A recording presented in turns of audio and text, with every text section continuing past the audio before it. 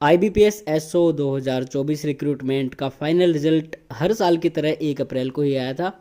और अब जो कैंडिडेट इसमें जिन्होंने सफलता प्राप्त की, बहुत सारे कैंडिडेट्स को इस बार सफलता मिली है क्योंकि वैकेंसी अच्छी खासी थी। PNB में 25 थी, बैंक ऑफ बड़ौदा में 30 वैकेंसी थी, तो 55 वैकेंसी तो दो बैंकों की होगी, बाकी इनमें इतनी ज़्यादा पहले कभी आई नहीं है। और अब यहाँ पे इंतज़ार है लोगों को, तो वो है भैया कि हमारी ज्वाइनिंग कब होगी। तो इस वीडियो में हम ये बात करेंगे कि कब आपकी ज्वाइनिंग हो सकती है और ज्वाइनिंग प्रोसेस में क्या क्या होगा, आपकी ट्रेनिंग कैसे होगी, कैसे आपका मेडिकल होगा, कैसे बॉन्ड का सिस्टम होता है। तो चलिए इन सभी बिंदुओं पर चर्चा करते हैं। IBPS की 14वीं रिक्रूटमेंट के फाइनल रिजल्ट के बाद आगे क्या होने वाला है।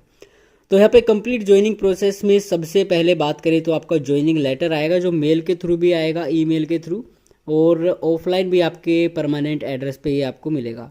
तो उम्मीद की जा सकती है कि मई एंड के आसपास या फिर जून में, तो 95% चांसेस है कि बहुत सारे बैंक्स जून में आपकी ज्वाइनिंग करा देंगे। तो मई एंड में ही आपका फाइनल जो अपना प्रोसेस है ज्वाइनिंग का वो शुरू हो जाएगा। और उसी के आसपास मिड मई के बाद एक दो बैंक हो सकता है मिड मई, जैसे CBI है, CBI की शायद इस बार वैकेंसी नहीं है तो एक जल्दी कराते हैं। और बाकी और आपके रह गए PNB हो गया, जून में पूरे चांसेस है कि जून में आपकी हो जाएगी। बैंक ऑफ बड़ौदा है, हो सकता है थोड़ा बहुत डिले हो जाए। बाकी सारे बैंक का यही है कि मई एंड में आपकी ज्वाइनिंग प्रोसेस जो है शुरू हो जाएगा, आपका ज्वाइनिंग लेटर आ जाएगा। आगे बात करें तो भैया आगे फॉर्मेलिटीज़ आपकी होंगी ज्वाइनिंग लेटर आने के बाद। फॉर्मेलिटीज जैसे कि आपका हो गया मेडिकल, बॉन्ड एटसेट्रा, रेफरी वगैरह जो भी सिस्टम होते हैं।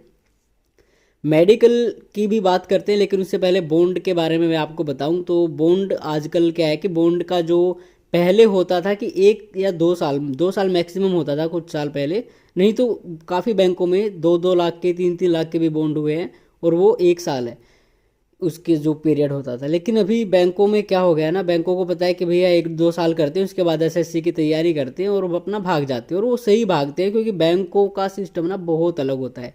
बैंकों में सैलरी ज़्यादा क्यों है, इसका यही रीज़न है। अगर सेंट्रल गवर्नमेंट के कंपैरिजन में देखा जाए, उसके इक्वल सैलरी हो तो कोई भी बैंकों में नहीं जाएगा। तो यहाँ पे चीज़ ये कि बॉन्ड आपका है, उसका अमाउंट कम कर दिया है, लेकिन उसकी जो ड्यूरेशन है वो बढ़ा दी है। तो हर बैंक में आपको देखने को मिलेगा 2 या 3 साल, मिनिमम 2 साल है, नहीं तो 3 साल काफ़ी बैंकों में आपको देखने को मिलेगा कि 1 या 2 लाख का आपका बॉन्ड है और 2 या 3 साल उसकी लिमिट है। मतलब इसके अंदर अंदर अगर आप बैंक छोड़ के जाते हो तो आपको इतना अमाउंट भरना पड़ेगा। और वो बॉन्ड जो है वो आपका कोई भी उस पर साइन कर सकता है, मतलब वो उसका जिम्मेवार होता है। आपके फैमिली में हो गए, आपके पिताजी हो गए, माताजी हो गई, या फिर जो भी आपकी जिम्मेदारी लेके अगर ये बंदा कल को भाग गया तो मैं इसका बॉन्ड भरूंगा, कोई और भी थर्ड पार्टी भी इस पे साइन कर सकता है। आगे बात करें मेडिकल की, तो भैया देखो मेडिकल जब आपका कहीं पे भी जाओ, आप कोई भी पोस्ट ज्वाइन करते हो, मेडिकल छोटा मोटा होता है। डिफेंस की बात करें, वहाँ पे बहुत बारीकी से मेडिकल होता है, लेकिन यहाँ पे अगर आप सिविल सर्विसेज में जाते हो तो मेडिकल मतलब जांच तो होती है, क्योंकि आपने वहाँ पे बताया कि मैं मेडिकली फिट हूँ। तो यहाँ पे मेडिकल की बात करें तो ये आप जैसे सेंट्रल गवर्नमेंट का होता है, वो कहते हैं कि भैया अपना ये कहते तो इसको कौन सा कहते हैं, सिविल हॉस्पिटल जो होते हैं आपके, जहाँ पे ये CMO वगैरह बैठते हैं, तो वो आपका क्वालिफाई करते हैं आपको कि ये बंदा मेडिकली फिट है ज्वाइन करने के लिए इस पोस्ट को। लेकिन यहाँ पे मैं बात करूँ बैंकों की, तो बैंकों में ना इनके अपने डॉक्टर होते हैं। कुछ डॉक्टर्स को अथॉरिटी दे देते हैं कि भैया तू सर्टिफाई कर सकता है कि ये बंदा फिट है या नहीं, अनफिट है, और हम आपकी बात जो है मानेंगे। तो एक लिस्ट होती है इनकी वेबसाइट पे मिल जाएगी, जिस भी बैंक में आपका सिलेक्शन हुआ है उसमें ज्वाइनिंग फॉर्मेलिटीज़ करके आप बैंक का नाम डालो और वहाँ पे आप देखेंगे तो बहुत सारी चीज़ें मिल जाएंगी, उनकी लिस्ट भी मिल जाएंगी। तो अक्सर बैंकों में क्या होता है कि वो बंदे जो होते हैं ज़्यादा चांसेस है कि वो करप्टेड थोड़े होते हैं। आप उनके पास जाओगे, फ़ोन करोगे और वो आपका BP CP 2-4 चीज़ें लगा के चेक करेंगे और आपसे 2-3 हज़ार रुपये लेंगे और आप पॉकेट में उनके में डालोगे, कैश लेंगे, वो रिकॉर्ड अपना रखेंगे नहीं, और ये सब चीज़ें करके आपको मेडिकली फिट कर देंगे। या फिर दूसरा तरीका ये, अगर आप फ्री में कराना चाहते हो और मेडिकली फिट हो तो आप किसी भी सरकारी अस्पताल में जाओ और वहाँ पे आप अपना मेडिकल कराओ, जो आप डिस्ट्रिक्ट लेवल का वो होना चाहिए। तो वहाँ पे आप जाएंगे, मेडिकल कराएंगे, वहाँ पे सारी चीज़ें फ्री में होती हैं। तो ये तरीके हैं। आगे चलते हैं तो यहाँ पे report eight consult bank training centre with in 15-20 days, तो 15-20 दिन का ही टाइम देते हैं सारे बैंक। महीने का बहुत कम चांसेस है मिल जाए, नहीं तो 2 हफ्ते का ज़्यादातर टाइम देते हैं कि भैया आज ज्वाइनिंग लेटर आ गया, अब 2 हफ्ते में आपको मेडिकल सेडिकल सारी चीज़ें करा के और अपना ट्रेनिंग सेंटर पे पहुंचना है। और जब आपकी लिस्ट आएगी, जो भी आपका, एक तो लिस्ट आएगी कि ये बंदे सिलेक्ट हुए इनको यहाँ पे आना, और एक आपका ज्वाइनिंग लेटर आएगा, उनमें दोनों में ये लिखा होता है कि आपकी यहाँ पे ट्रेनिंग है इतनी तारीख से। तो आपकी जो ज्वाइनिंग करने से पहले ये ट्रेनिंग होती है।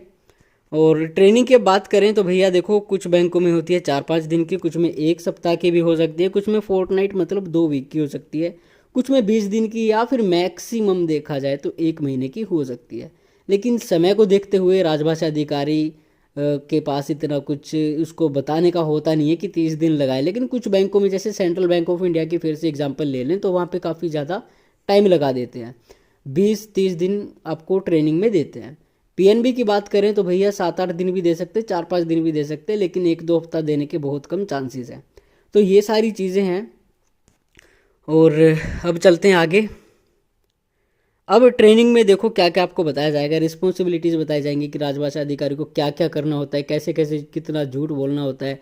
और फिर वहाँ पे आपको रिपोर्ट भी भरवा के दिखाया जाएगा कि ऐसे ऐसे आपको रिपोर्ट भरनी है, ऐसे आपको काम करना है, एडिशनल काम भी 99% चांसेस है कि आपको बैंक में जाने के बाद कुछ ना कुछ तो पक्का दिया जाएगा। ज़्यादा ही किस्मत अच्छी है तो हो सकता है केवल आपको राजभाषा का दिया जाए, लेकिन ऐसे बहुत कम चांसेस है। आगे बैंक एनवायरनमेंट के बारे में बताया जाएगा, कंडक्ट बताए जाएंगे कि लड़की वड़की नहीं छेड़नी है, या फिर लड़कियों को भी बताया जाएगा कि भैया आपको इतना ज़्यादा खुल के नहीं रहना है, और ड्रेसिंग सेंस कैसे रखनी है, ये सारी चीज़ें वहाँ पे छोटी से लेके मोटी तक सारी चीज़ें वहाँ पे बताई जाती हैं आपको। और अब आगे देखिए तो भैया देखो, यहाँ पे लिखा है candidates will be relayed for their posting station on the last day of training. तो जब आपको पोस्टिंग स्टेशन मिलेगा, देखो सेंट्रल गवर्नमेंट में क्या होता है ना, एसएससी में जब आपका कॉल लेटर आता है, ज्वाइनिंग लेटर आता है, उसमें लिखा होता है कि भैया यहाँ पे आपकी ज्वाइनिंग होनी है, इस ऑफिस में, इस स्टेट में, इस सिटी में।